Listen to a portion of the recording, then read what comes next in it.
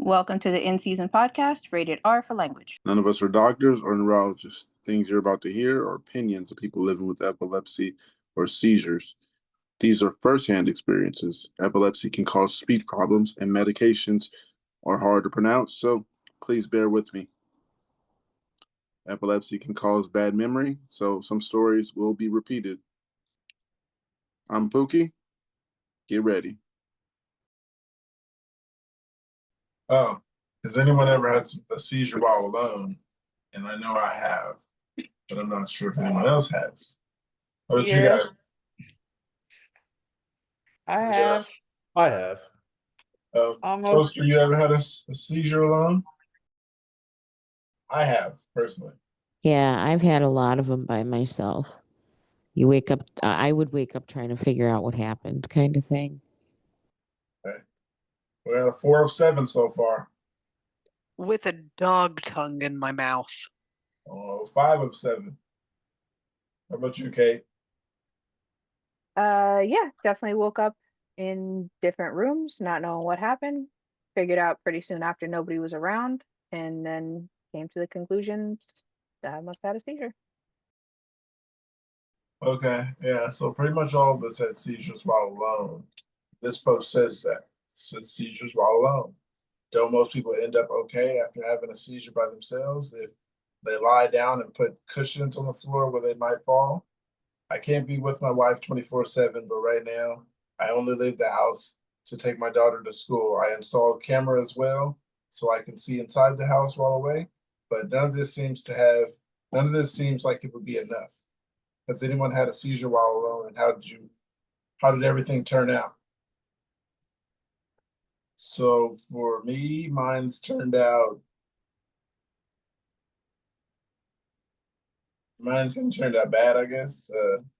Well, I think I just had a tantrum and I was whining and crying like a 2-year-old.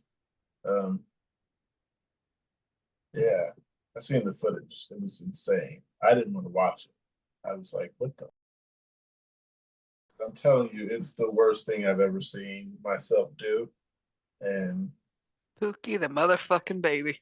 I've never told my sister I seen that footage, but yeah, she's the one that came in the room, and that's how she knew I was having a seizure, because she was talking to me, and I just started doing that.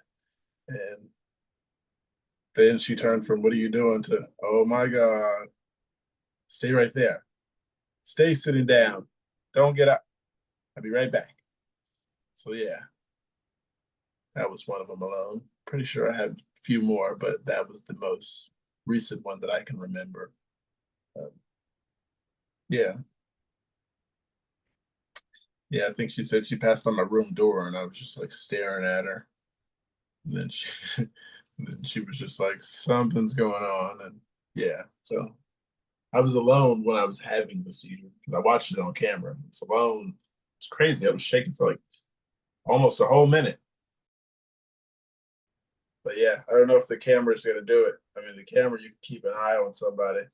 You can scream at her and tell her to lay down and all that stuff, but They might I not don't listen. suggest people being alone with epilepsy. Yeah, like that might not work. Also, like also for me, like when I was seized alone, like I remember I would bite my tongue. It's kind of like the worst expressing thing ever in life, because like I remember like having like a second seizure when I was walking the class on campus, and I had a seizure like behind like the Doja building. And just like that's where I got bit. That's where I bit my tongue, and a lot of people were like looking at if I was okay. And as soon when I went to the hospital, I got out. I told myself that I was okay. But the worst part is I couldn't talk because I couldn't talk because my tongue was like biting and had bruises everywhere. So I had to put like hydrogen peroxide, like and like and just like wash my tongue, and that's pretty much it. Um, Yeah, I hate the tongue damages. Those are the worst. Um, there's a comment here that says it's going to be a helmet day for me today. It's been a wild ride for me lately, and my wife has to go into the office today for a big meeting. So it's a helmet whenever I'm up and about. That I have not thought about. I actually thought it would be kind of embarrassing, but it is safe. Another comment says, I had a seizure while my husband was out of town on a work trip. I fell over on a mini fridge sized air filter and ripped off some of my wood of our entertainment center. I came to on the couch and ended up being okay despite the headache and being really tired. I try not to shower or bathe for a long time while my husband is gone. If I feel a seizure, I feel seizure-y to minimize my fall risk. And my husband has also thought about putting cameras in our living room. I also wear a medical bracelet when out in public. I wear my medical bracelet everywhere, even in the shower, and it's gold still. Never take it off. Another one says, I've had a few alone. While my best advice is to lay on your side. It's personal preferences. My auras kick in pretty early, and most of the time there's a few minute window where I can go to my room, shut the door, lay on the floor or bed, and just wait it out. Sometimes the medication course corrects. Other times there's a brief period of activity. Yeah, I don't get the aura to ever get time to do anything like that. I wish. Those tonics are not cool. Like, I wish I had 2 minutes to be like, it's coming. Throw some pillows down. If you do have an aura, yes, and always grass over concrete. It is so much better getting grass and dirt out of your hair and your ears than it is getting that concussion from the concrete. Well, I could say mattress or carpet. I choose mattress over carpet. Mattress, yeah. Yeah. Snouser over pillow. Pillow. The Yeah. schnauzer will just bark at me instead. Any type of aura, I wish I would have thought to lay on the bed. That didn't come to me. I think it was last week, maybe a few weeks ago.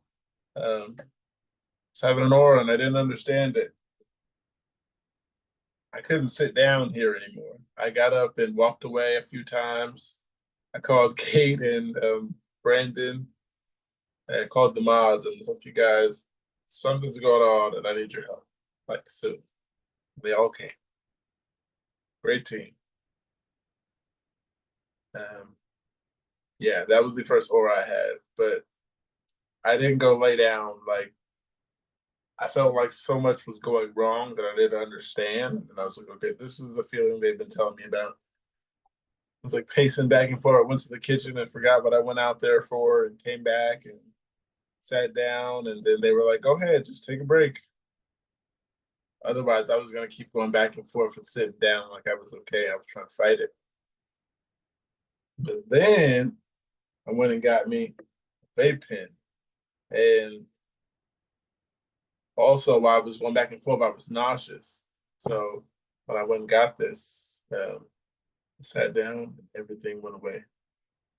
You would never think weed would do something like that. Just like I started smoking and I stopped getting nauseous and dizzy and the impending doom went away.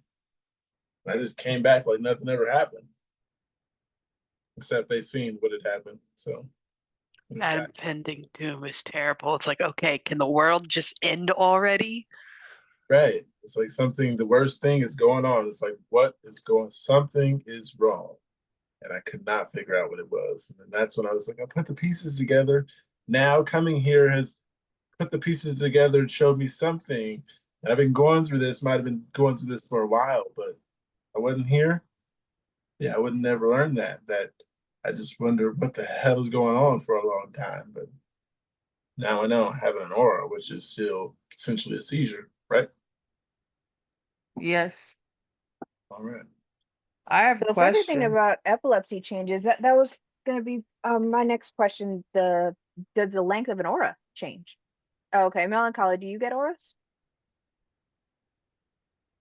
Yes, I get focals all, but it's like they're not. I get focal aware seizures all the time, but they don't ever lead to anything. But I don't have any kind of aura prior to my seizures. No, my question is, I get this like really crazy nausea that is like worse than any kind of nausea that I have ever had in my lifetime. And when I was in the EMU, it happened before the big tonic-clonic that I had, and the doctor told me that I was already seizing at that point. But I remember at that point, like I remember like consciously being awake and turning to my partner and saying, "Wow, I really feel sick." And that is the last thing I remember. And then apparently I had a huge tonic-clonic. Yeah, I don't ever throw up at all. I just want to die. And I'm so nauseous. I it's it's beyond compared to anything else I've ever felt. You get okay, well, we all get headaches, but I mean, I particularly like a needle going through your head from one side to the other. Not at that time, no. Oh, I don't okay. have it's just like I mean I had this happen a couple weeks ago. I had one. Yeah, but And my dad, when he gets his migraines, it's usually preceded by vomiting. oh, it's different than migraines. I have them too. I've had the migraine nausea too. Uh, It's not I, that. I swear it's weird or the similarities. It's they'll come out of nowhere and they'll knock you out for the rest of the day, Yep. and you're in pain afterwards. Very, very similar. Yeah. The And your last doctors tell one, you it's all in your head, my last which it is. seizure, I was post-ictal. I was in bed for a day and a half. Oh yeah, you said you're married, so I mean you didn't say you were married, but how's that when your partner isn't there? Do you not Oh take no, showers? actually, I am now living by myself. He passed this year. He passed in January. Oh, I'm sorry to hear that. So Um, I'm now living alone Sorry and to everyone hear. is freaking out, um, sorry to hear which that again. thank you. I just I it just came out of nowhere. But it's suddenly a huge adjustment. It's like I feel like I need to get cameras, but putting cameras in my house creeps me out. I'll be honest with you, it creeps me out. And I don't want to do it. Well, you also have to think who's going to watch them. Right. That's why it creeps me out so bad. Yeah, I mean, the reason why we don't have cameras all over our house is my mom says, well, it's not going to help if we're out at the grocery store. So the purpose of the camera is so I can be an adult. It it's like they want prevention and protection, and Right. they see the video cameras as more of, okay, this is something I can give to the neurologist. It's still information gathering, and it's still, hey, if I wake up in the morning and I'm feeling groggy, go through the night on on 4 times speed. Oh, okay, yeah, there's a seizure. I've That's been going helpful, but I've just been all going over the off house, I don't think so. Yeah, I've been going off of my Fitbit data because if I have a big, huge heart rate spike, it means I had a huge tonic-clonic. It doesn't show focals, but it shows tonic-clonics. Now, the Seize app, does help. Yeah. It took a long time for it to focus on, because it would, every time the heart rate spiked, it would notify my parents, she's having a seizure, oh my gosh. And Well, it's like, mine, no, she's not. She's just riding her bike. And so it was, okay, when do we panic? yeah, And if you don't have auras, I can't hit. Well, there is an aura button, which is nice. Um, if I feel an yeah. aura and my parents aren't around, all I have to do is do. Right. I have a button on mine. I can call emergency and they'll come and it's got my address and all that stuff in it. And there's a key box out there and the key box codes in it. It's supposed to send it to 911 and it's got all my meds in it. And so they should That's have a all that really thorough setup. information. That is Huh? a very nice setup. Yeah, that's Right. like ready to It's go. it's a Google Pixel 3 or 4 or something. And then I set up all the safety stuff. That's a So nice plan. it's Look at like Hey, I Paige, she's you can, probably amazed. know about the cameras that have like private mode and those kinds of features already. yeah, I should probably do something in the bedroom to see what I'm doing at night. But right now I just if I my heart rate spikes to from 50 to 150 at 4 in the morning, I know something happened. Oh, oh shoot. Wait. That is actually heart. Sometimes having a heart rate spike during, excuse me, sorry, sleep. Uh, my bad. Is not unusual. What the unusual part is if it is reoccurring and then exactly how high it is. Because believe it or not, your dreams can spike your sleep or your heart rate. If you're prone to night terrors, you can have heart rate spikes in the middle of the night and it would Yeah. be fine. I discovered that. I stopped wearing my watch at night because of the Did it heart think rate you spikes. And this is actually before I even knew about Annie's problem.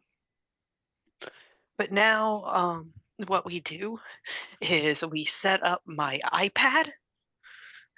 Yes, my tablet, and just plug it in, run it all night long. And if I wake up and I feel like, okay, something's weird. And this happened because just a few days ago, we just started setting this up. I finally got Yeah. my nanny cam. Um, uh, because I woke up, I went to the bathroom, and then next thing I know, I have a chunk out of my lip and my bed that's sheets never need to be fun. changed. It's like, okay. So sometimes you know without even needing to see the evidence. Do you even have like the postictal headache like Oh, during yeah. this? So you It know feels like something is steel wrong. wool is the best way I can describe it. It's a metal grating, but it's still very woolly. I like the times where nothing happens besides the postictal headache. I don't have to worry about Yes. my mouth healing. I like those times where you had a seizure. Like, all right, I'm gonna But you take a don't nap. have to do the sheets and maybe get a new pillowcase and Don't feel The myself and none of drool. that. The Those amount of are the drool. good ones. And you don't need Take me to the surgery. A hospital. seizure, yeah. I'll have a seizure with a headache over a seizure I need surgery for. You know? I mean, and you're yeah. outside now. That shed is locked up, right? I what shed? Oh, that I cannot. There is Okay. absolutely no way. But I did get some of the perennials cut to the ground. I have a hedge trimmer, so and I So have you had enough a blade. You had a dangerous blade piece of machinery in your hand. that was attached to a motor. Yeah, I yeah, had there's Oh, you're seasons hey, for too much. everything. What were I you doing? I was cutting the hellebore down because they get mold, and we have so much mold and mildew this year in the garden that's killing my plants. Like my Guaranteed infection if there yeah, had been so any broken skin. oh yeah, probably. That I didn't even think about that. I'm glad I'm done. Glad I wear gloves, but I mean, I didn't get it all done. 3/4 of our house is surrounded by gardens. So I got about halfway. Um, which is good. You know, my daughter's got some raking and cleaning up to do because I can't use a rake. It's too painful to use a rake, but I can use the hedge trimmers. Figure that one out. Um, it's just the muscles that I'm using and how I'm using them. It's like, okay, turn the switch over to the left side and vroom, went the helleboard. So, you know, I was able to get stuff done.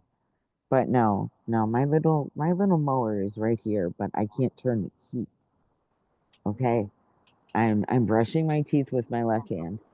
I yeah, no, I'm ready for this tomorrow. So less than 24 hours. Um yeah, what do we got? 22, 21 hours. I'll be getting this And fixed. you can smoke up until the point you go into the waiting room. That's what they said. The Are PA they is And gonna have an taking it ashtray away ready. after? Are they taking it away afterwards? no, we have to keep my opioid dose at the lowest possible dose. And to do that, we need other pain management. I Full So, medication updated. over opioids. what's I that? updated my name, you guys. You did. Oh, Oh, hi, okay. Andrea. Hi. Yeah. That But is my name. yeah, that's why they Oh, don't like to give you the yeah. opioids before the surgery because they want them to have the full effect at the after. And I'm like, yeah, but you don't understand. I'm turning black and blue, and nobody's touching this. And that's yeah, okay, that's normal. Talk to the nurse today. Okay, that's normal. Everything's all set. Um, I'm just I'm trying not to think about the aftermath because being home alone is definitely scary. But after massive shoulder surgery, that's really scary. I would come So stay with you if I could. I I know. remember I remember waking up from my back surgery and I told them I needed to go to the bathroom and they're like, "Okay, get up." And I'm like, "What? What kind of surgery did you have on your back? Which one?" I've had two spinal fusion. My neck and my lumbar back. Oh yeah, those hurt. I had a kyphoplasty in my lumbar spine, and they told me that your first few steps you're gonna be scared. The third one you're gonna be dancing, and they weren't kidding. But my neck fusion, well, that's another story. That was the yeah, that you know how it is, and that's how we know it's like we have to keep the opioids to a minimum because I have to come off of them. Yeah, Yeah. So I think my back needs redone. yeah, my neck does too. I need to tune up. I certainly do. Yeah. But I'm still here chilling.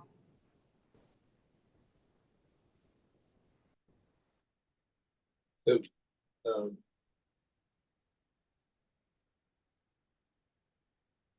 yeah, everyone basically said they had seizures while alone, except for Angel. Weren't here at the time. You had any seizures alone lately, or at all? Me personally?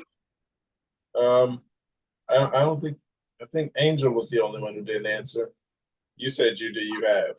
Oh yeah, I did. I had seizures alone. I had seizures in front of people. All right, that answers the question. Got something that says, "Do you drive?" If you've had more than one grand mal tonic-clonic seizure, do you drive? I had my first tonic-clonic about 2 years ago and had another one last week. They were both pretty much the same. Both lasted around 5 minutes. I was unconscious for about 30 minutes, wet myself, and had a sore tongue and body for several days. I don't remember anything about them, only what I was told just waking up in the ER. I've also had several nocturnal tonic-clonic seizures and have been focal aware seizures. My last most likely had epilepsy. I have my first neurologist appointment at the end of the month. So I'm not being able to drive makes it difficult, especially when you live in an area with no public transportation.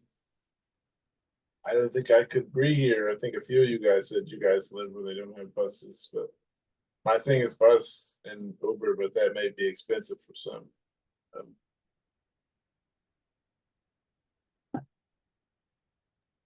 If you live in a place where you don't have many people around, you better make friends quick, and you learn to stock up because you might not know when you're going to get back to that grocery store. Yeah. It's hard living in a place where the closest grocery store is 45 minutes away. Ooh. Pork and Yes. beans, pork and beans. A lot of beanie weenies, yes. Lots of beanie weenies because they kept. Mel, And how do you could get freeze thaw groceries them. and stuff like that? Or you said the public transit is far away. How do you get around? We were talking to Andrea. Oh, I said Mel. I thought she was back to Mel. Mel, calling you there? Or Andrea, you there? Maybe she just didn't hear. All right. All right, so when she comes back. But yeah, I gotta agree with Toaster on that making friends quick thing. And then actually sticking to a plan. That's how I started figuring out that I might not actually die if I take less meds. Because I knew I had to stock up. Money wasn't gonna be there, the script wouldn't be there on time. So I started a week early, taking, half a pill in the morning instead of the whole thing, and nothing went wrong. So it's risky.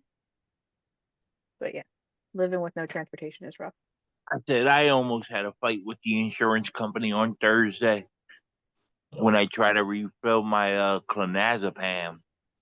It was that time. I'm like, all right, it's the monthly time to refill clonazepam. What? I gotta wait till the end of September? I'm like, nope. Luckily, CVS filled it up by Sunday. Oh, did you guys hear the first comment? It said, no, I didn't. But I ride electric unicycle. No joke. Another comment says, nope. Let my license expire in 2016, but for all the practical purposes, I gave up driving a few years earlier. Seizures happen way too often and are typically random. I gave up driving just mainly because I crashed and I knew I didn't want to do it again. Another comment says, I'm one of the lucky few who drive. I'm also on Keppra, levetiracetam. That's how I pretty much got that one down. Yeah. That's a lot of syllables, and you got them all in the right order. Yeah, you guys got me on point. Levetiracetam. And my seizures are incredibly well controlled by it. I went 5 years without a seizure, and in that time, I got my license with approval from my neuro. It took a lot of work, though. Yeah, Let's hope all that effort wasn't for the wrong purpose. that's a Kepler success story right there. Another comment, it says each state has a period of time you have a seizure before you can drive again. If you drive and hurt someone, you could get in serious trouble. It sucks. I haven't driven in 3 years. Another one more. It says, if you have a tonic-clonic recently, do not fucking drive. Wait and see the neurologist and get some answers. Trust me on this one. I have made that mistake. Simply put, you are risking not just your life, but those sharing the road with you. Yeah, got to take that in play. I don't want to hurt anybody, and I don't want to die. I don't know how I would live with it if I was to live and kill someone else because my dumb idea to drive. Say that. Go ahead, Toaster. Yeah, don't drive. We will never know for sure, ever, what you were saying. We will never know for sure because it was before I was diagnosed. But I was in a car crash when I was 19, I think. And all I remember is I was driving home from my then girlfriend's house. And I remember watching the light change from green to yellow just as I passed. A guy turned in to me, but I will, at least that's what the police report says. But I will never know if that was me having a seizure. I mean, he can't tell. And it was before the time that there was cameras on Oh, all the, yeah. yeah. But now knowing that I have seizures, and I probably have had seizures for a long time since I was a teenager, there's a possibility. I've already forgiven myself because, well, I already went through that process, even though I didn't think it was my fault. The other driver still died. You don't want to live with that. You don't want to do it. It's not, it's too selfish to risk someone else's life. But that's my Tom 101. Come on over. Gotcha. You guys suggest driving? No, maybe. I don't. Not worth it. Not worth So, it. I don't. as much as I would love to, not going to. But I do have another post here, and it says, "Dare you get accused of lying? My husband has been saying a lot. My husband's been saying I lie a lot about all kinds of stuff. I don't realize it. I don't feel like I lie, and I don't want to be a liar. He knows I'm forgetful and all that. Anyone else? Yeah, I get accused of lying every now and then.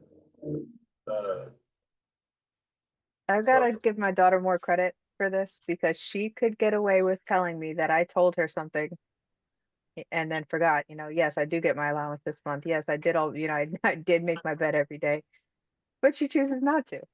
She's way more honest with that than I ever give her credit for because I'm not to the point where I'm like taking pictures of all her chores every day. And I know that the lying thing, other people have used it against me. And I have to give my family way more credit for not doing that at the job mostly. Yeah, the gaslighting, making you question yourself and stuff. You don't I went remember through right. that with Remember, you my have a wife. bad memory. I Or have just someone after I in my have a life. seizure. Huh? I have someone in my life that I deal with that I have that problem with. It's That's miserable to have to try to document your own actions around that person and everything that has to do with that one. For me, it was a manager. After I had the seizure, it wasn't a bad one where they were calling 911, but I would still have to, go tell them I'm going to take a break. And that's when they would say that they had a discussion with me. And, she's saying, I told you don't come back after this one. And I wasn't there. I never heard that part. She's like, no, you acknowledged it. You nodded. You went right out the back door here, and yeah, that's definitely the one that came to mind when you were talking about using lies or saying calling you a liar. Yeah, But this is someone's significant other, you said? No, just someone in my life. Okay. I got Because if someone. it's your significant other, I'm sorry, that's a That was my ex-husband. ah Ex. yes, yes. Same here. Yeah. What does that say? Oh. Why Does He Do That by Lundy Bancroft. It's a help book. It's and that gaslighting. That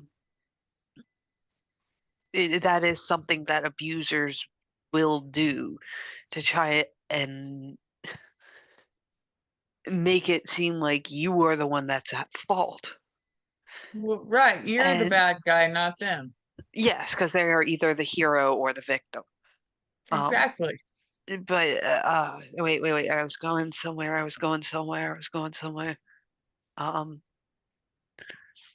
Somebody else in your life accusing you of lies around Oh yeah, seizures. when that person is your significant other, it's a person that that you're supposed to trust absolutely implicitly. The person that you should, if they came up to you and said, "Hey, did you know what you did last night? You jumped off the bridge and swam into the ocean and then came back with a turtle." I don't know. You're a lot No. more likely to trust them than you are someone else. Yeah, but it's It's just yeah, it's a different kind of relationship.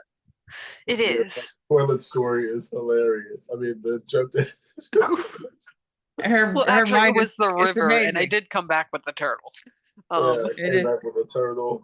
That is hilarious. Hey, Lufa, how you doing today? Seeing you just pop in. Hey, How's it hanging? Well, it's it's not really hanging, but how's it going? it's gone.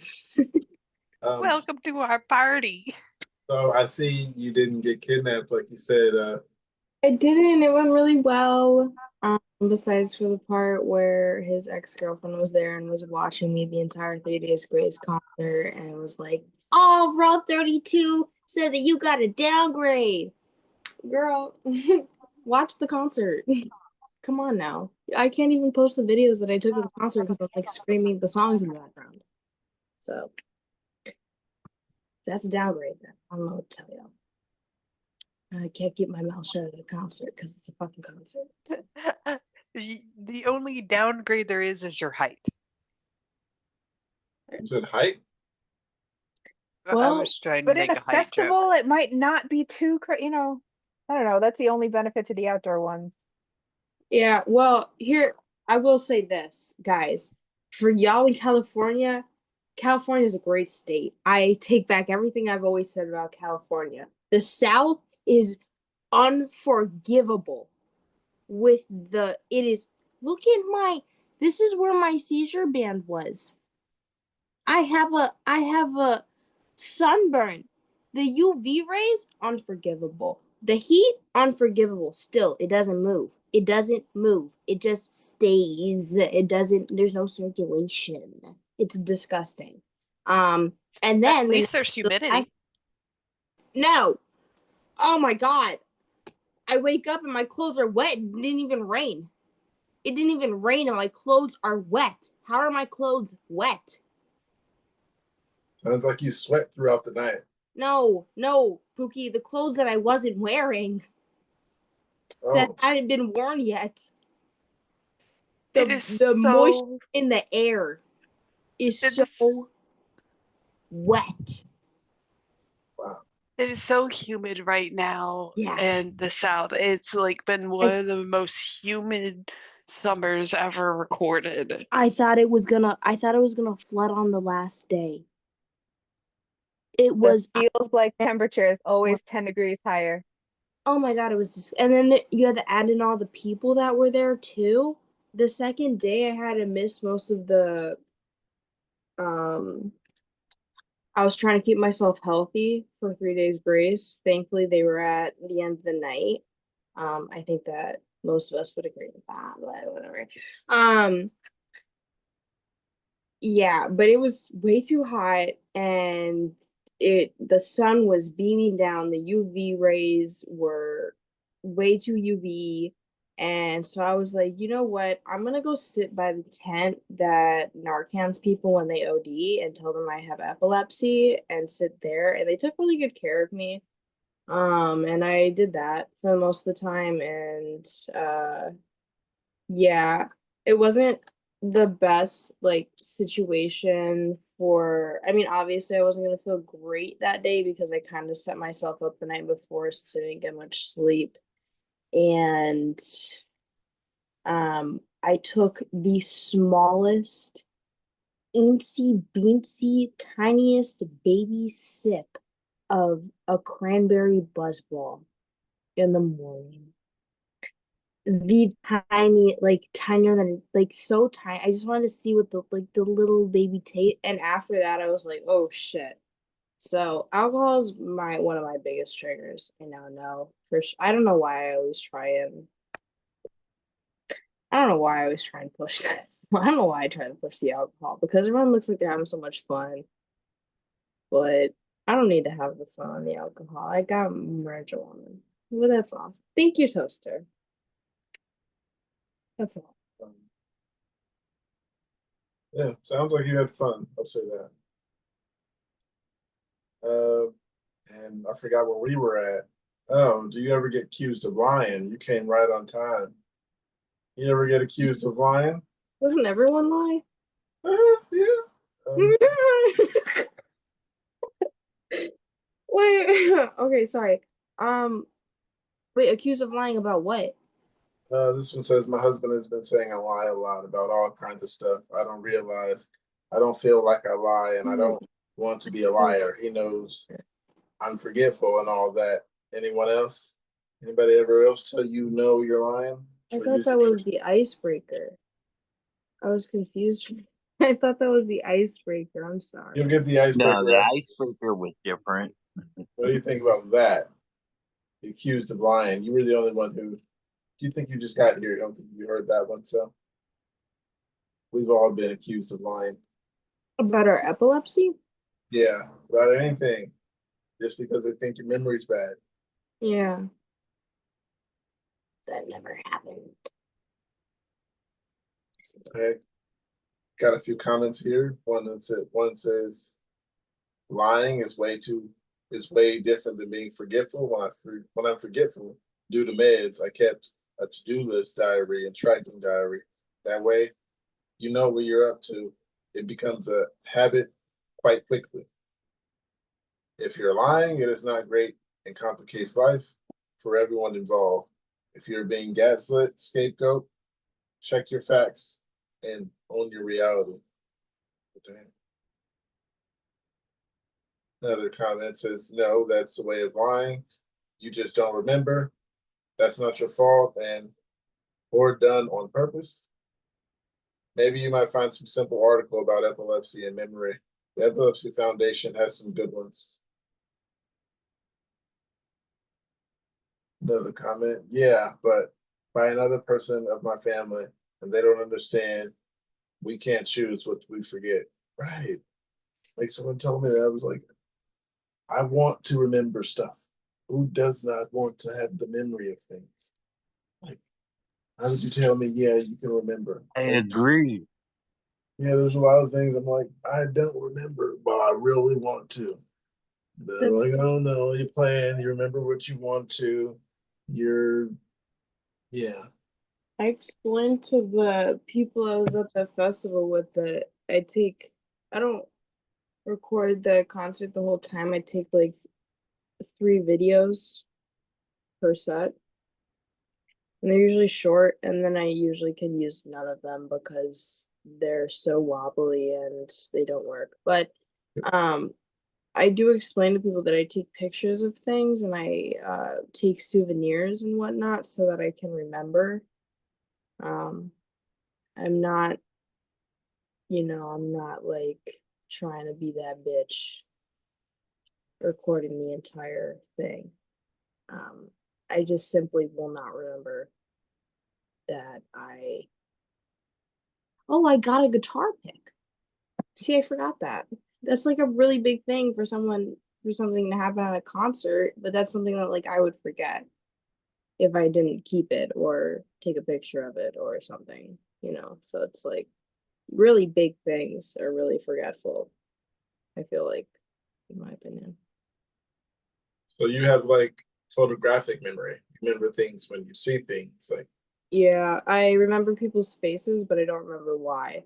Like this guy came up to me at the festival and was like, "Hey," we were like right next to each other and was like, yeah, I've seen your face. I know I've seen your face. And I looked back at one of the videos I had, and he's literally in the video.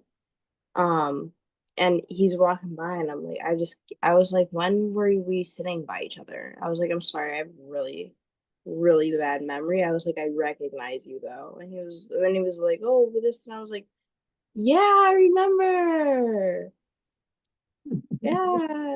And then I went back to the spot that I was sitting at or standing at, and he was there. So it was a little awkward, but I do have photographic memory, whereas I can't remember like words and shit, which is why I'm always using my hands to make magic spells. Poof, you know what I mean? Bam, boom. all right. A lot of these, they're asking for advice, Lufa. So you just listen and throw some advice in there. You know what I mean? I got one says a new diagnosis for my daughter, and I'm spiraling.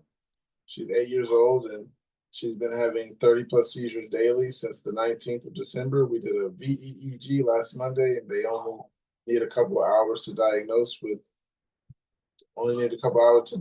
her with frontal lobe epilepsy. We are barely a week on meds. It's still titrating, but I do see the light at the end of the tunnel. Her seizures are getting worse in her sleep. How's it that our life now? She is so sad. She is crying for her old life. She won't be able to go to school. Is it too dangerous? I feel like nobody cares. Definitely not her neurologist, who is not called once to see how we're coping. Has not offered any advice, only communicates via her nurse. I hate everything about this. I am grieving. I am so fucking sad for my baby who does not deserve this at all. You guys got some advice? I would recommend if they're not by a major city, maybe looking into getting her daughter help in a major city where there's more specialists and doctors that will take that type of thing seriously, because at her age they should be taking it seriously. And it's actually quite odd at her age that they're not. Because usually as an adult they don't take it seriously. As a child I would feel like they would take that more seriously. So she needs to get a different neurologist, and that sounds a lot easier said than done. But that's my advice. And maybe one that's close to if you have to make the drive, then it's, at the end of the day, you're grieving. It is your baby. Sometime my mom and I have to make the 2-hour drive out to Chicago for my doctor, and my toaster. Yeah, so I would recommend that. Especially for younger patients, there's a lot more programs out there to help with the travel. Literally places where you can stay for free if you have to do like one of those inpatient EEGs.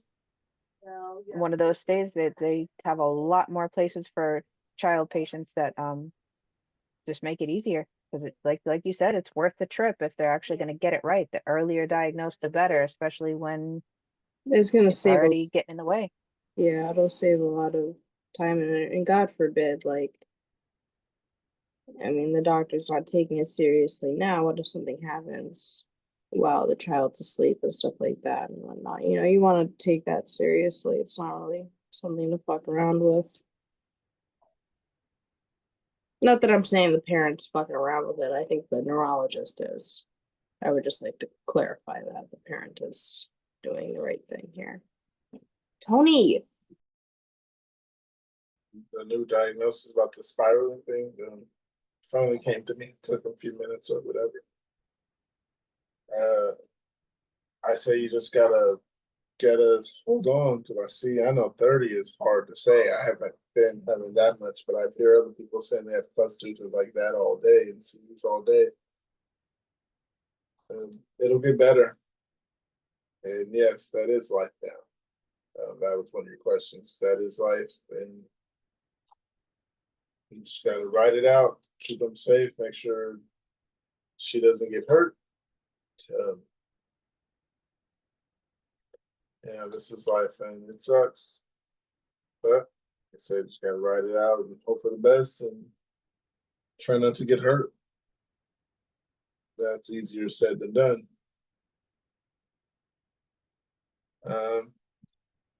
One comment here says, try switching your neurologist to an epileptologist because they're both different doctors when it comes to dealing with epilepsy.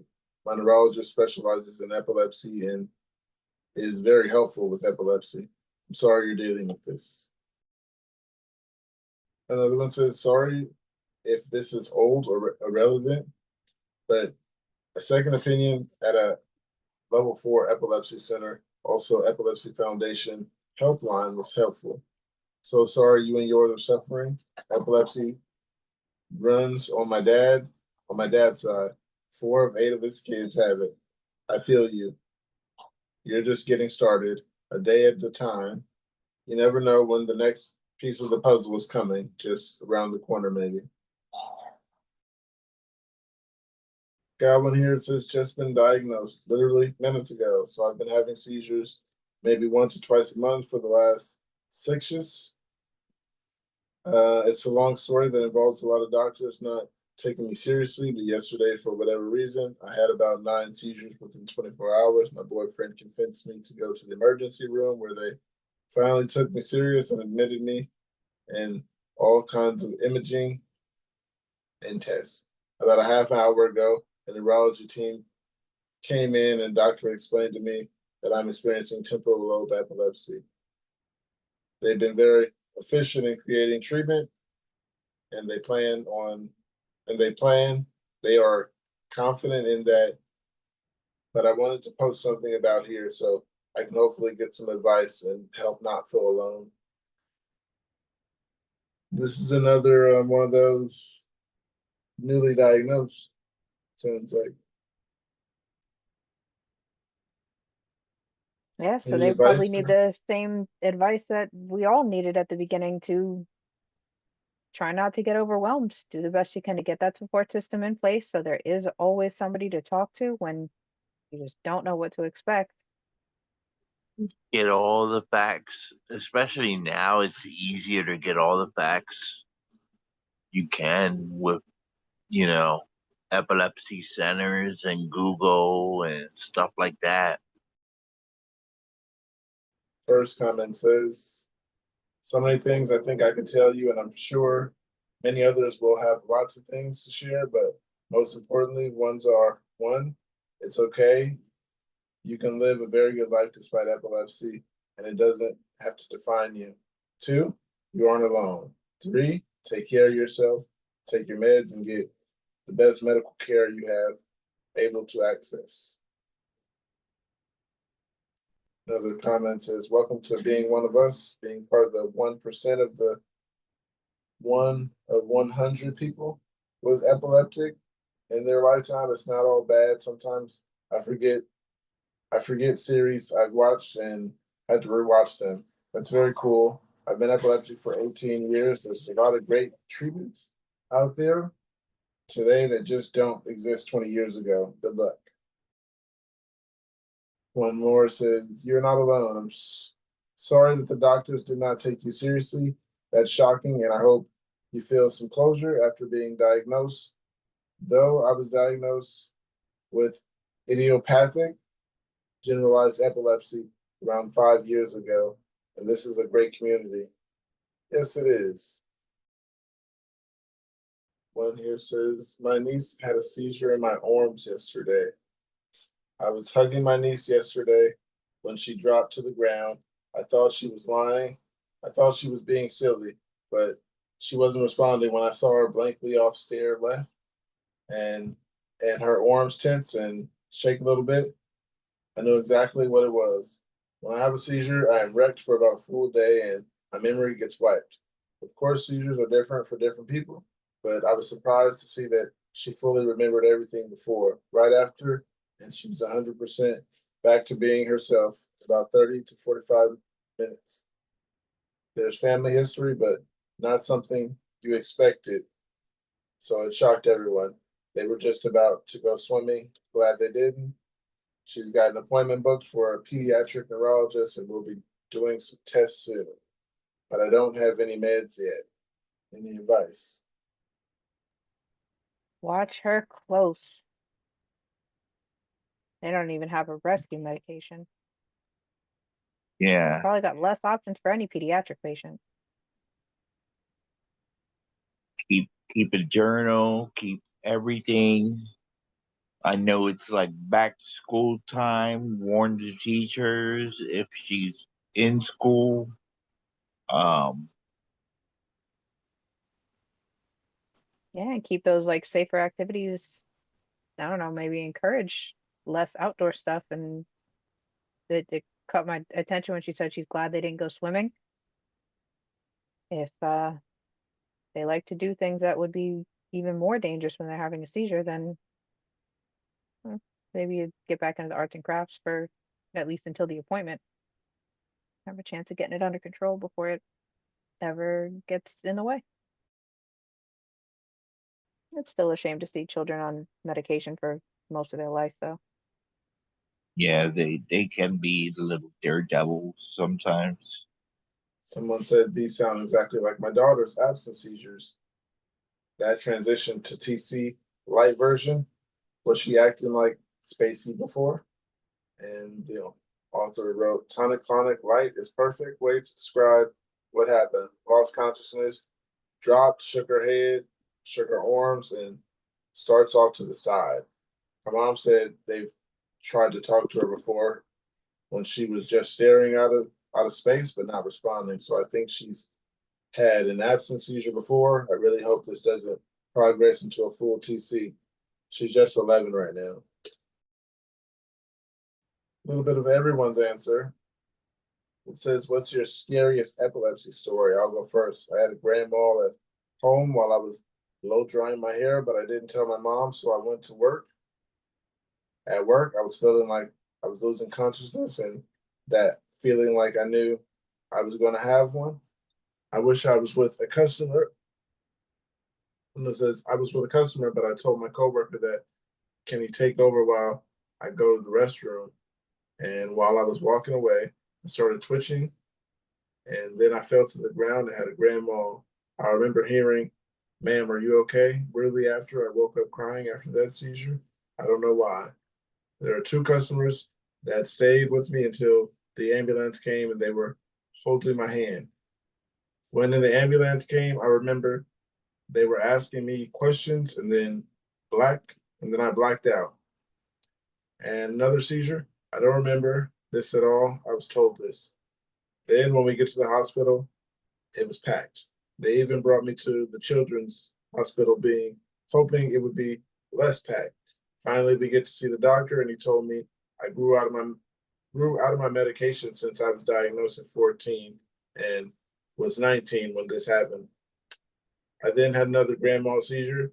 Dude had me sedated and then gave me new pills to take. My brain was absolutely fried and my body couldn't move because it was so exhausted. 4 grand mal seizures in one day, and my boss has the audacity to call me the next day asking if I can come into work.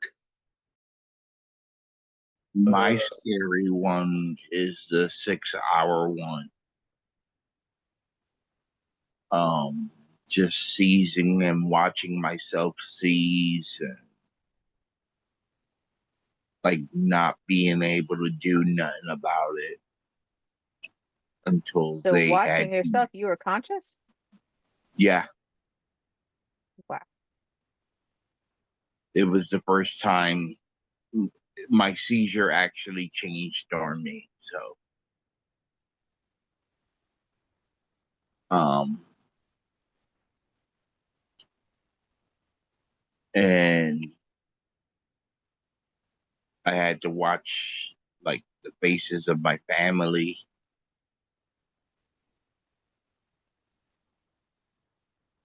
and it set me back. Yeah, that's got to be horrifying. I wouldn't say it was my scariest one, but that reminded me of the one that I had a couple weeks ago where I knew what I was doing, but I couldn't do it. I was more conscious for that one than I ever had been before, and it was only on the right side that I couldn't move. I definitely couldn't get words out, and that was, like I said, the first time I had been conscious, aware of what was going on and what was going wrong.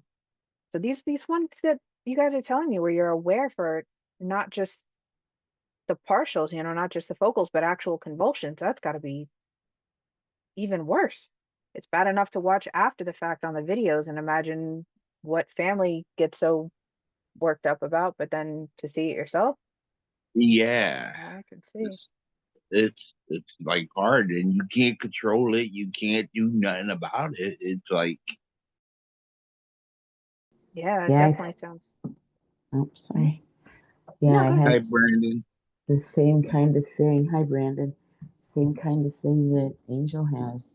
It was You when my seizures changed from just the focal and evolved to the bilateral tonic-clonic. That was pure hell because I was like in and out of awareness. Yeah, that is some scary stuff. And it's nice to know I'm not the only one and I'm not crazy. Yeah, Exactly. I got a twin. Oh yeah, you got plenty of people on your side here. So, Brandon, today is definitely a creative icebreaker. Okay. If I remember Hit me. correctly, it is what's the first thing you see when you enter the bathroom? Oh, right. Um, well, I mean, usually it's the toilet because that's usually what I'm going for. But in terms of like in a seizure aspect, um, well, yeah, I look No, we, for.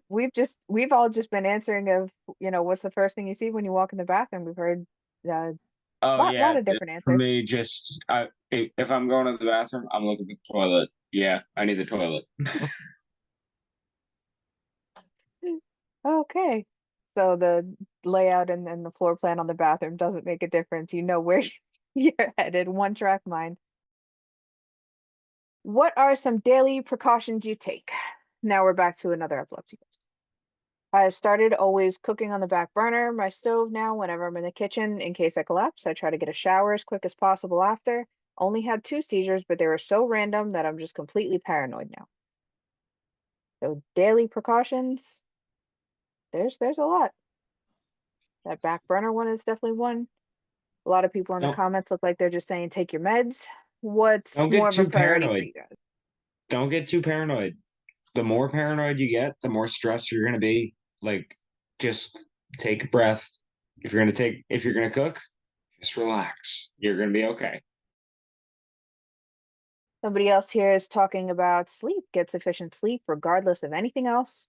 Don't drink alcohol and stay on your meds.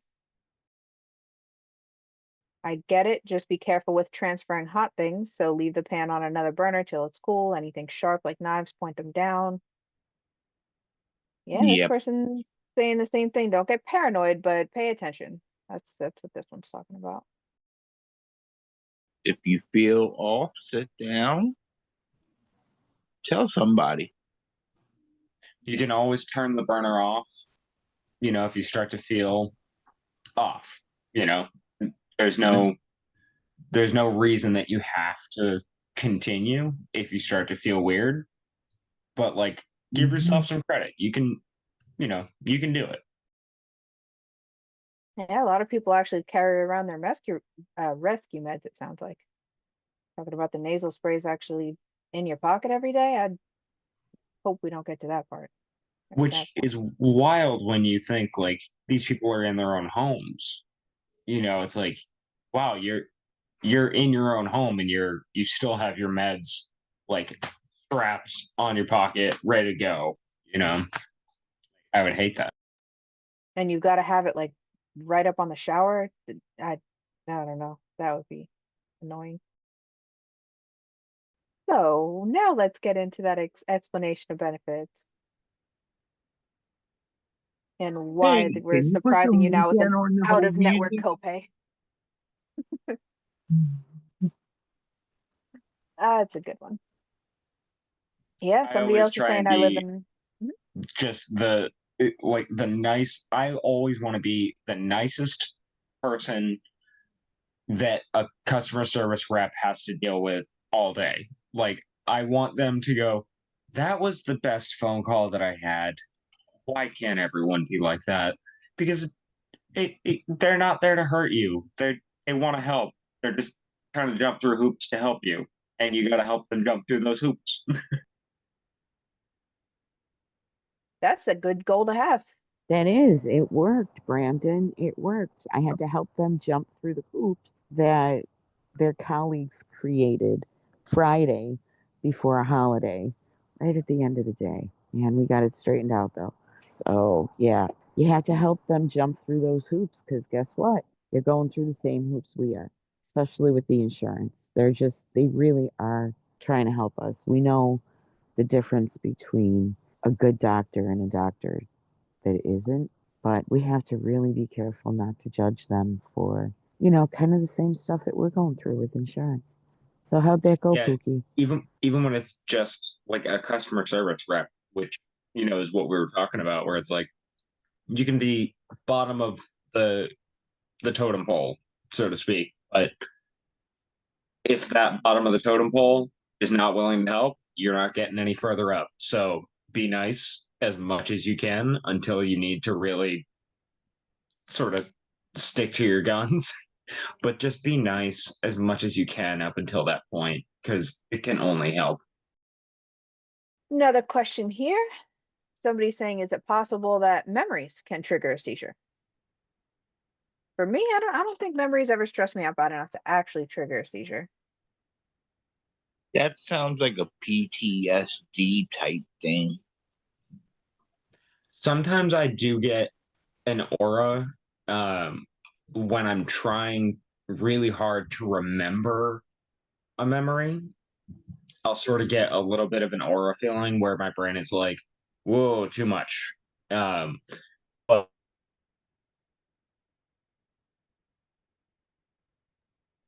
that's usually just because I'm trying to remember something that, like really hard.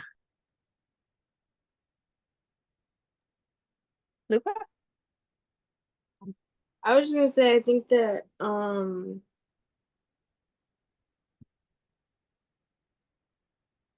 I forgot. I think that I forgot, guys. It was the memory. Do memories ever trigger seizures? Yeah, and I had a thought to respond to that, and then that thought just ran. All right, well, let's see what brings it back later. We'll be talking about everything. Yay! I hope that they feel better. There we go. For gore. Somebody here is claiming that they tried learning a new language and they started having more seizures. And somebody's saying that they were learning ASL and it was hard. It's not the language itself, it's just the act of trying to use more of your brain. Yes. What up? I remember. Yes, it's it's using more of like okay, wait. The original question was if they think too hard about something, Can then memories trigger? can memories trigger? Okay, so PTSD wise, I don't know. Like doubt, I would agree with Angel on what he said with that. When it comes to learning new things, when that uses like a certain, I don't know what part of the brain it's called anymore. I keep wanting to know because, well, I keep knowing and then I keep forgetting. Because it is something that affects me, is learning. So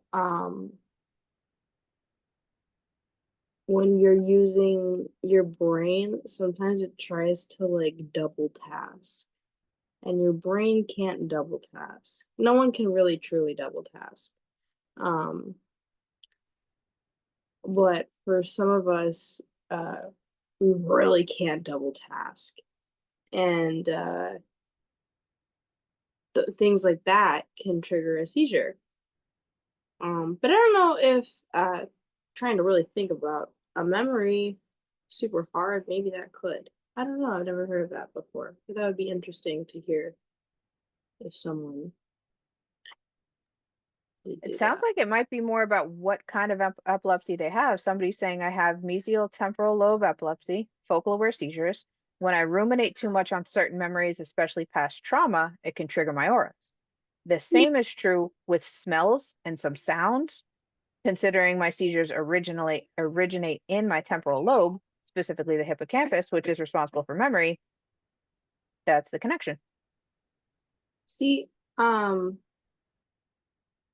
gonna just put this out here. When I try to explain things, I don't know the medical terms because I'm always forgetting them. So I'm sorry if I am sounding illiterate.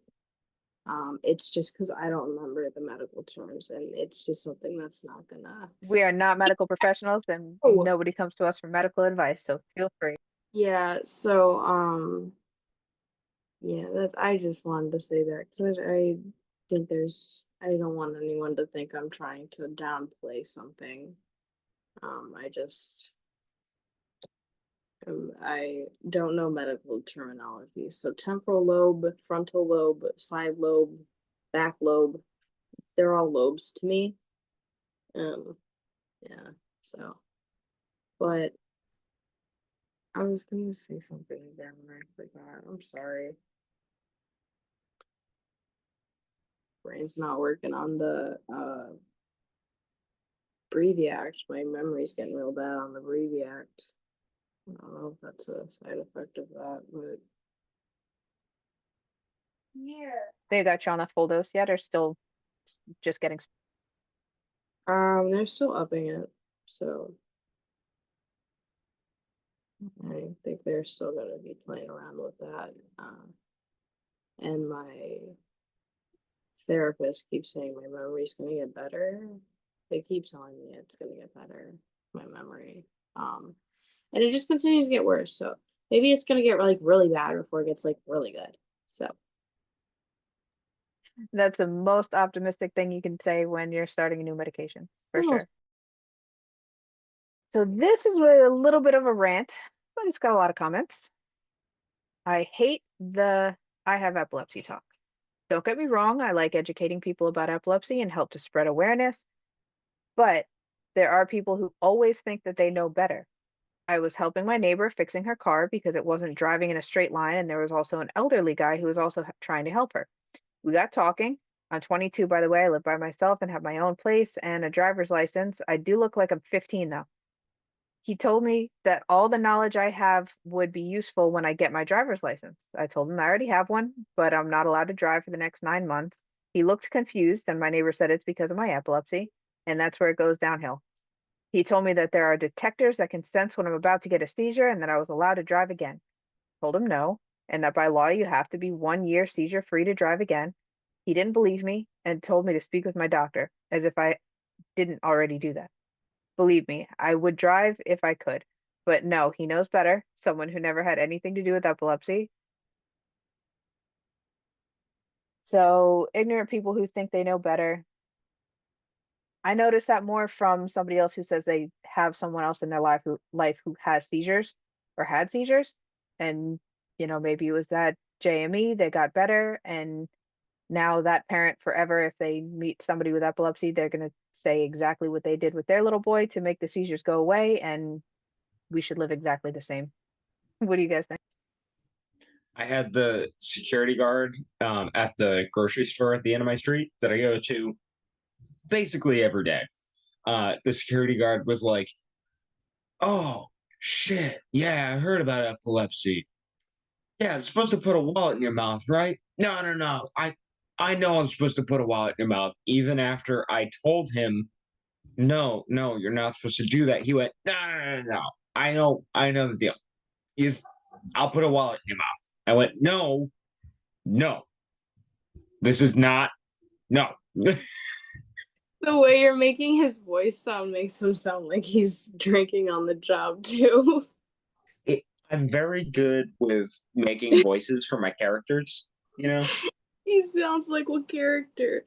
There's It's just what this is the way it goes. Yeah, it's just You the just way stick a wallet in their mouth. It's Hey, I put a Uh, water in your mouth. the guy at a lot of the when I went to the festival, the neighbor was like, "So what should I do if something happens?" And the person that I was there with was like, "Well, first of all, you shouldn't do anything because you're going to be drunk." Um, and he was an oddball, but he also was like, "I stick stuff in your mouth, right?" And I was like, "Okay, first of all, why'd you word it like that? Let's no, don't touch me. Just don't. I have someone here to take care of me." don't put your fingers anywhere near like I don't want any fingers near my mouth because I will chomp that shit off like it's a carrot. Oh man. Like, please leave. Yeah, that always amazes me when people are like, yes, put in mouth. And I'm like, no, no, no, please listen to me, please. Because this is life or death that we're talking about right now. That's actually really funny, the way that you worded his voice. That was hysterical. That's all I can do is I can just be funny. Honey. Put sushi in my mouth. And somebody else here is saying, yes, my boss is still trying to convince me to smoke weed. My doctor very, very strictly told me no more THC. So annoying sometimes. And then the next comment is just saying, why on earth would you tell your boss about your disability anyway? This guy at this older gentleman at the pool was like, just because you have epilepsy doesn't mean that you can't go to college. And I was like, dude, I can't retain information. That's a waste of money. Do you want to pay for the degree that's going to do me no justice? Like, do you want to do that? And he's like, you can remember things, you're young. And I was like, okay. Yes. And you can swim really slow. You're old.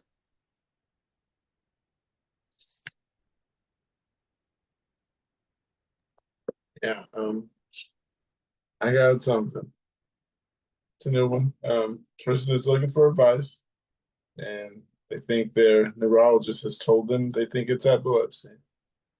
And it says, I have a lot of medical problems, both physical and mental. I want to talk about epilepsy though. I totaled 2 cars in 7 weeks. My PCP said I couldn't drive for 60 to 90 days. When I met my neurologist yesterday, we were going through my symptoms, and she believes I'm having seizures this whole time. She believes that this is why I was having the car accidents. I also just had my colon removed in January. I know these are 2 separate things, but not I've had, but not I feel like they must somehow be related because seizures were never brought up before. Or maybe I've had this the whole time and didn't know. I'd love to hear opinions. She said that I cannot drive can't drive now for 6 months now instead of 60 days. This means I can't go to work because 80% of my job is driving. I have an EEG and MRI scheduled to see what's going on with my brain. Hopefully I can get this figured out. So this is I'm sorry, go ahead, Brandon. I made I that was seem just so much longer than it was. Oh, because it's longer? It's still going? no, Oh. It wasn't I as long as I thought it was, but I looked at it and was like, this is a short one. I just wanted Pookie, did you say that like they referenced having multiple seizures behind the wheel of a car? Yeah, they told Yes, 2 vehicles. in 7 weeks. That's a sign in itself. Yeah. Okay. Like once it's been like Florida, more Yeah. once you've had it one time, you shouldn't be doing it again. But you've had more than one time of having a seizure behind the wheel of a vehicle, get the fuck out of the vehicle. what's that saying? Like Stop first shame on me, driving. second time, what's Eh, third time shame on Same. me? Yeah, no, it's How does- Once is first a time shame on tragedy, me, or twice first is time shame a. on you, second time shame on me. Yeah, that's how it goes. Yeah. But this person has a job So it's a different that one. relies on it, so I need a new it's job. like Hopefully they're not my Uber driver.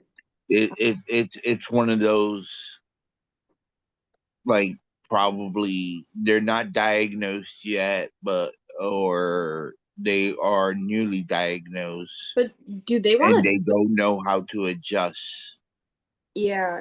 Here's an easy way to adjust. Taking the life of somebody else while you're behind the wheel because you had a seizure and you already had 2 seizures behind the wheel, total 2 vehicles. Yeah. However many seizures behind the wheel, total 2 vehicles. And that third time, what's going to happen if you hurt somebody else and their children and their family? What is going to happen then? How is that going to fit into your brain then?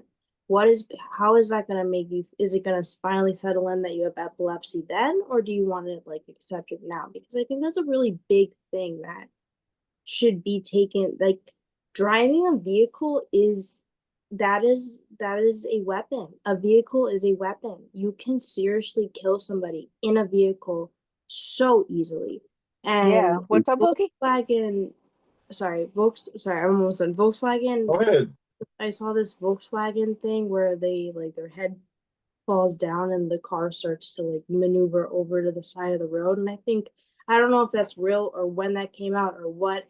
I don't know. But I think that compared to the self-driving Tesla vehicle bullshit, that is so much more useful and would be so much safer for everybody on the road, because when you are driving, it's not just other people in the other cars, it's the people on the sidewalk, the people on the bikes, it's everybody. You are driving a car.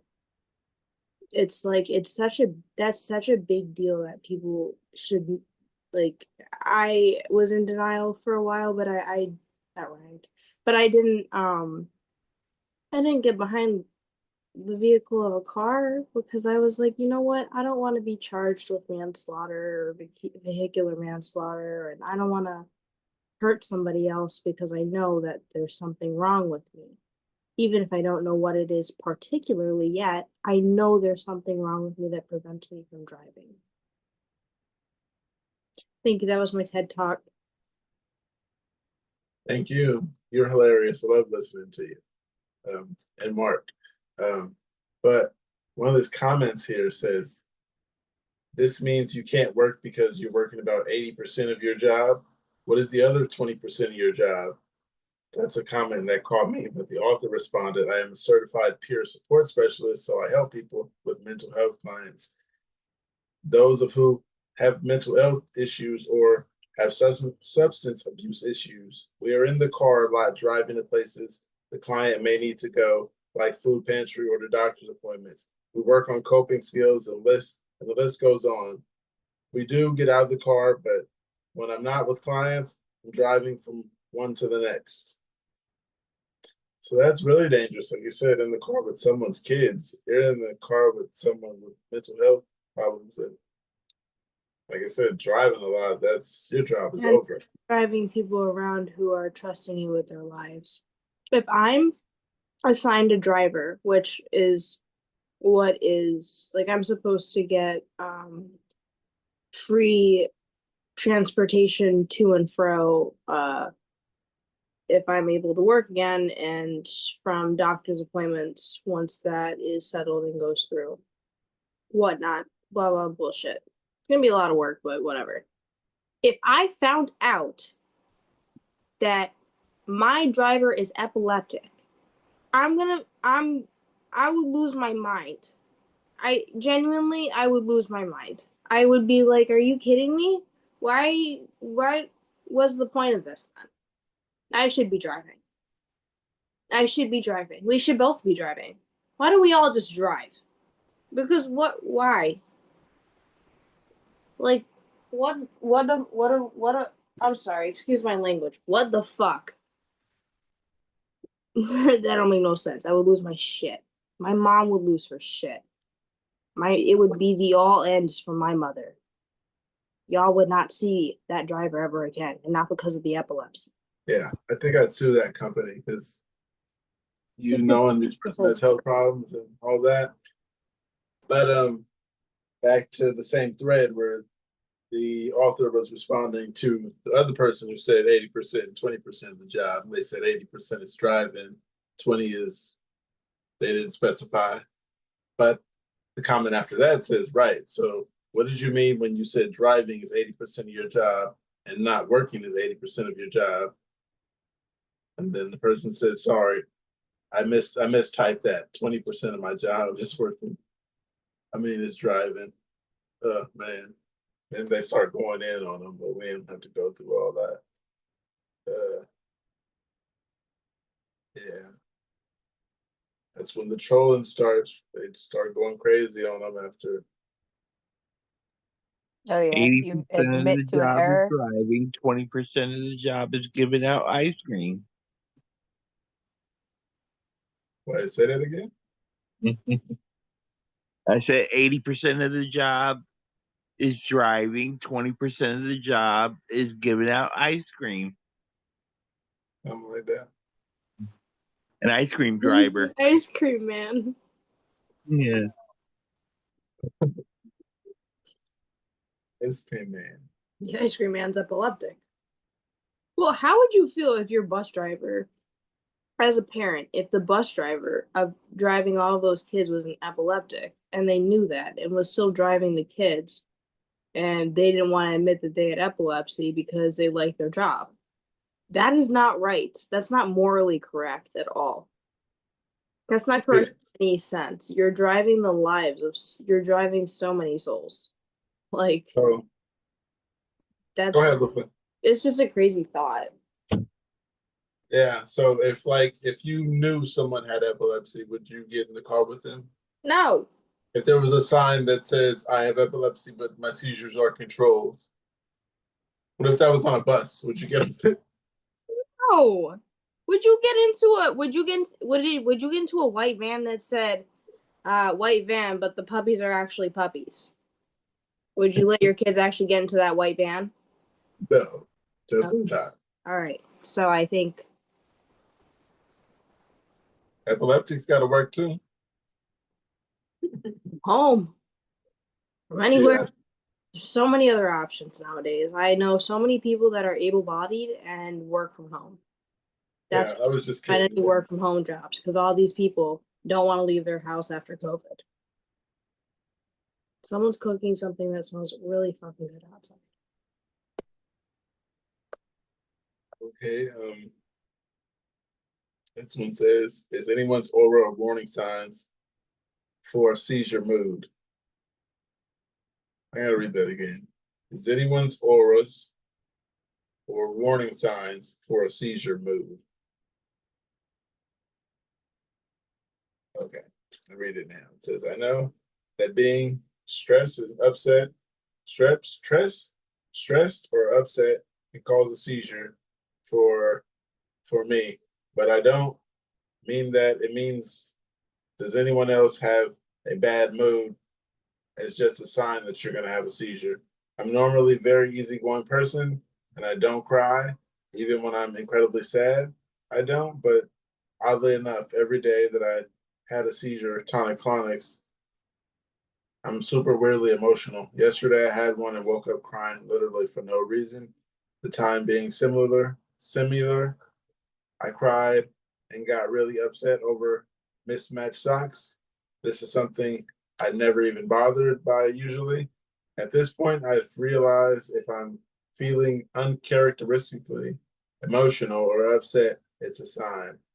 I brought it up to my neurologist, but he just kind of shrugged and said maybe. So I'm curious for others. Are you on meds?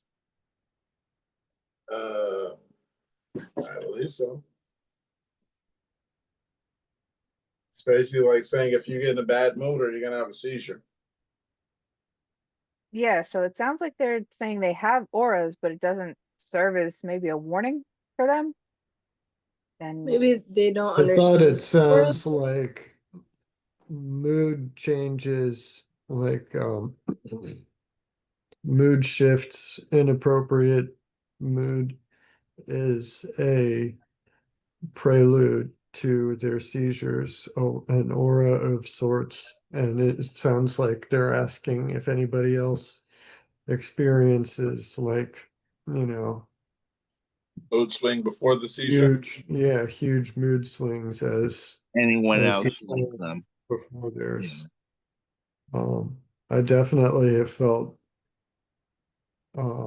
inappropriately angry and frustrated following a seizure. Um, not sure so much about before though, but um, it doesn't seem outside of the realm of possibility to me. Yeah, I haven't been told that I have any different moods.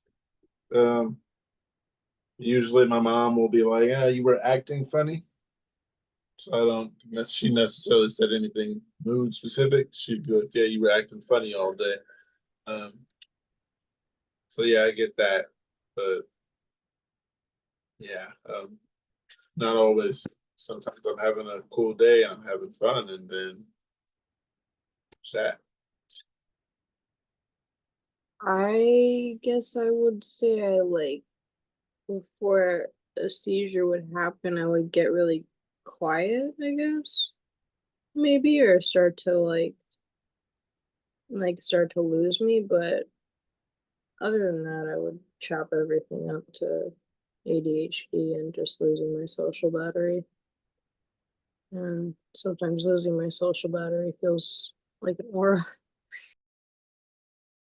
is that just like if you don't feel like being there anymore, you don't feel like continuing this conversation? Yeah, it's like you're at the place and you're just you're like there and you can't do anything about it. And it's just like fuck, like I'm here and I need to leave. My medicine ran out. I don't feel good. I have a headache. I'm tired. It's past my bedtime. I cannot talk. And the social battery just boop. But that's why I asked if they were on any medication, because I know for me, once my ADHD medication runs out,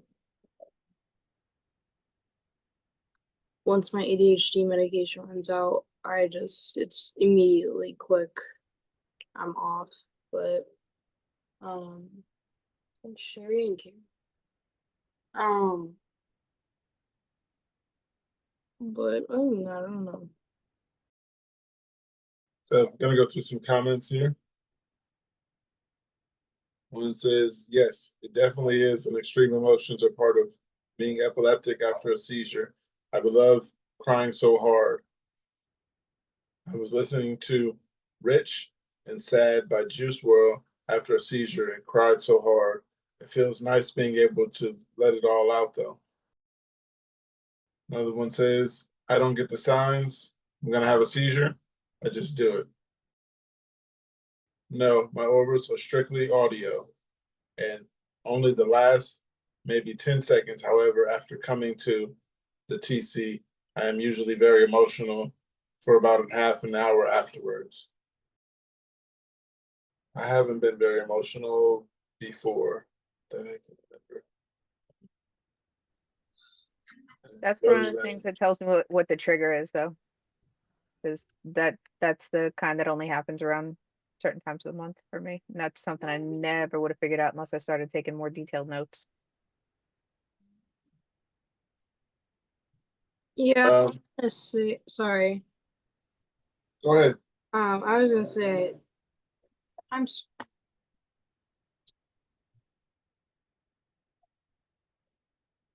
Sorry, they're like revving their engine very, very, very nicely right now. I was gonna say that when for the chamomile or whatever, that's what it's called. I think I remember that because of Pussycat. Meow. I love cats. When I was feeling kind of funky at the festival, I had my time of the whatever time my time is on right now. But when I went over to ask for help, I just found myself like trying to fight back tears because I was like, I don't know why I'm about to cry. I don't feel sad. Like I don't feel like I did anything wrong or anything. I feel fine. I just feel like I'm about to start bawling and be like, I have epilepsy. And then I just look like an idiot. And I'm like, but I'm not sad. I have my period as well. And yeah, but I don't want to cry because that's gonna make it look even worse. So Especially if you just let it out. Give me a bottle of water and a yeah, tampon. a bottle of water and some electrolytes. Please. So there's something here, and that was weird that that was the next thing after you guys start talking like that. It says, anybody have auras or close to having seizures during menstruation? I have horrid mental cramps. Mental cramps. Yeah, it says mental cramps. Okay. I have horrid mental cramps causing vomiting, inability to move, extreme chills, and where I'm sweating and cold, and sometimes even pass out. And sometimes I find I'm either having a seizure, a myoclonic, or an aura. I hate that I bother people with it. My dog now jumps to get someone, despite not being trained, in case something goes wrong, since most of his experiences with my seizures are convulsive. But I can't stop it. My medication keeps me fine any other day. It's just these days, wondering if anyone else has this problem. A lot of these posts are just for advice, so anybody can answer. I'm more curious to see what some of the guys have to say. Do any of you notice symptoms like, different days or different triggers setting off different kinds of seizures? No, all I can think of is when it's administration, so I'm not sure how to put myself in those shoes. Kate and Lufa, you guys are the only ones who could really answer this. Okay, I didn't know if Jeff was going to jump in there. All right, so yeah, around menstruation, it just feels different. That's kind of the ones you know when to expect. The phones usually remind us of when it's expected within the next like 5 days warning, I think they give you. And somehow the phone's always right, even if the lady's not regular. So those are the ones that for me, I would just get more emotional, whether it's like anger or laughter or sadness or whatever. Like Lufa said, sometimes you cry and you're not even really sad. So I was gonna ask you guys about what it was saying about crying on the floor, sweating, and all that.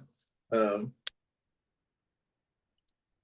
that happening? well, you're always supposed to stay more hydrated around that time of the month. And personally, when I drink more, I feel like I sweat more. So I don't know if that's everybody, but it's really hot down here anyway. I have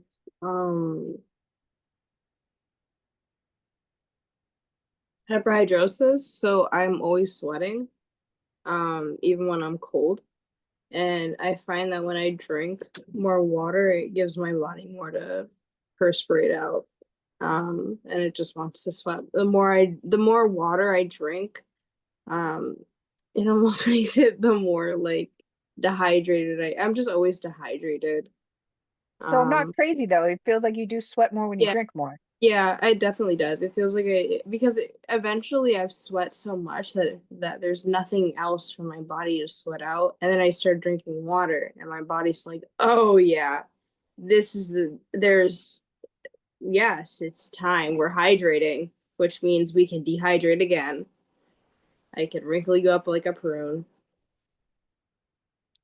No, it is not crazy. That definitely I even if it's not scientifically proven or anything, I'm convinced in my head I'm gonna placebo affect it and let it live like that in my head forever and be happy that way.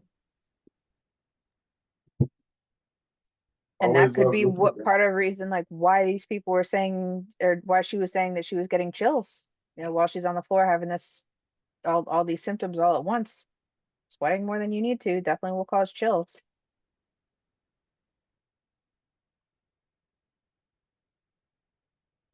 Okay. Says, okay, is it okay not to know what to do with life? I want to do, I want to eventually change it around with different things in life. Originally, I was doing music education, but now my GPA tanked after I was fully diagnosed with short term, long term memory loss and cognitive functions are impaired after a massive seizure. Currently, now dealing with grand mal and myoclonic and focal. Is it okay to not be sure what I'm going to do with life now? Yes, I believe so. Mark, you have an ingenious, um, something that sounds like Einstein. Um, you always have a story that just puts me like, yeah, that's so right. I just learned something. Yes, it's okay not to know what's next in life because this shit's unpredictable. Yeah, and if anything, remind yourself that if the priority is getting the epilepsy under control to try to get yourself back on track, stop thinking so much long term. Life is very short term after diagnosis for a while. Yeah, you just gotta live it. Don't let the epilepsy control you. You control the epilepsy. Was it like this for you guys too when you realize that you don't know what you're going to remember from here on out, that the memories you make might be a little more, have more meaning? If you have a chance to actually remember something tomorrow, then you're going to make use of it. Yeah, I know for some memory is reason, like a major thing for me though. I always try to remember like things that I can carry into a next room and use as a conversation. But that doesn't work. It's like one thing when I'm thinking about it, I get the facts, I read it in my phone just so I can be able to go in the next room and start that conversation about what I seen. Usually doesn't work like that. I get there and I forget everything I read. So yeah, concentration isn't there as well. Another comment here says, for the longest time, I didn't know what to do with my life, and I was depressed and angry at myself for a long time. I just tried about every job recommended for people with epilepsy. I found my passion finally after 15 years. I try everything and don't give up. It takes a while. The last one says, it's it's not okay to not it's okay to not know what you're doing. Most adults don't know what they're doing. To be fair, music education was going to get you a decent paycheck anyway. My career has been a series of jobs it fell into. I ended up good at the end and just confused. Can you live in this world without stress? Is this high speed society fit for those with epilepsy? Live without stress. It's impossible. Yeah, I don't know what they also mean by is this high speed society fit for those without epilepsy? I'm not exactly sure what that means. High speed society. I mean, I can base it off my past job and everything, and no, it's like the world is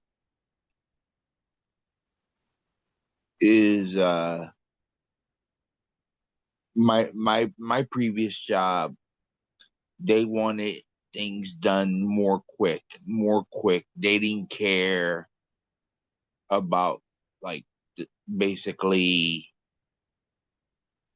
the human body, and they were trying to get things out more quickly, you know. So I don't know if that's what they mean by high speed society, but um, as for stress, no, there's always going to be stress in this world. Let me go to a few of these comments. One says, my boss screamed at me for mopping the wrong set of stairs the other night. I almost dropped right there. Another one says, I need to make it as stress-free as possible. On consequence, I can't pursue certain careers. Have to cut people out of my life that drain me too much.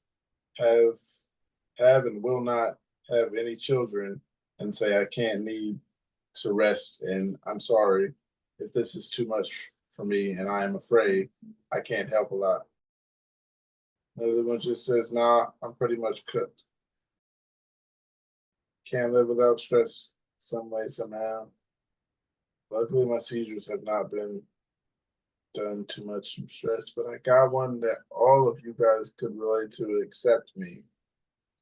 Except for me. It says how to keep the door cracked with the cat inside. Basically, it's the title. I just started college and I'm hoping to have my cat join me soon.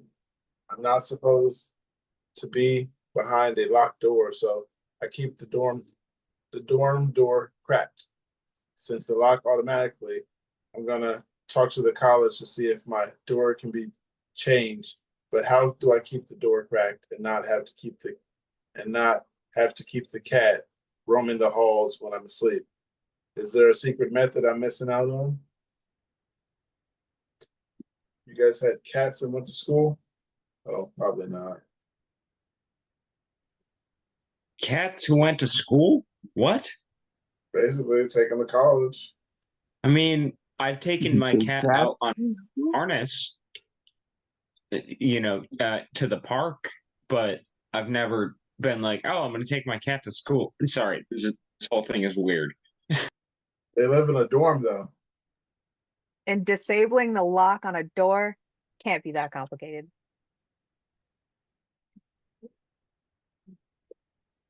Yeah, I don't have a kitty.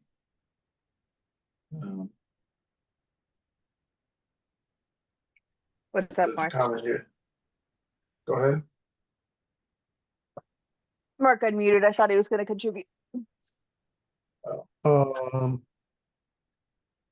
So when I was in college, I had an apartment off campus with two roommates, and we all kind of felt comfortable with each other and with the area that we were in. So when we were, out and about, something, whatever, we wouldn't really leave the door locked. We wouldn't be that worried about it. Even overnight when, because any one of us could be out any hours of the night. So at one point, I heard front door opening at like 4 o'clock in the morning. I was in my bedroom doing something or whatever. My bedroom was right next to the front door. I just reached over and closed my door quickly. Didn't want to deal with anybody that my roommates might be bringing in at 4 o'clock in the morning. Next morning, we come out and this brand new water pipe that one of our friends had just bought, $200 pipe that was left out on the, big thing, left out on the front, like coffee table was missing. Um, uh, some change on the table, whatever. Um, but it turns out that both of my roommates had been home the whole night. Um, and we got off pretty easy. it turns out the people were just going from apartment to apartment in that building, walking into any apartment that was left unlocked.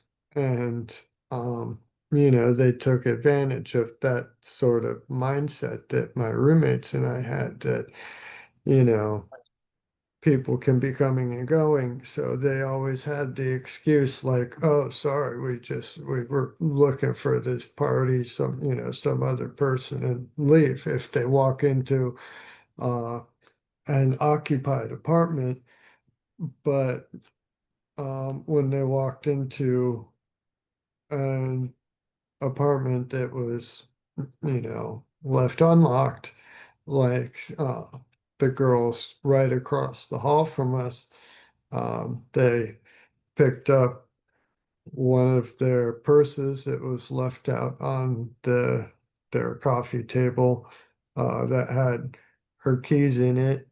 They walked out to the parking lot and, clicker thingy, clicked which one, saw which car was hers, and just got in and drove away after checking however other many doors were left unlocked in that particular bedroom. So my story is not so much about the cat as much as I love cats. I caution against disabling lock devices in college campuses. Do not rely on campus security. Do not rely on the local police around you in the area to prevent somebody with ill intentions from walking right into an unlocked dorm room. Figure out a better way to keep your cat contained, or leave your cat with your parents and visit whenever you can. But safety first. And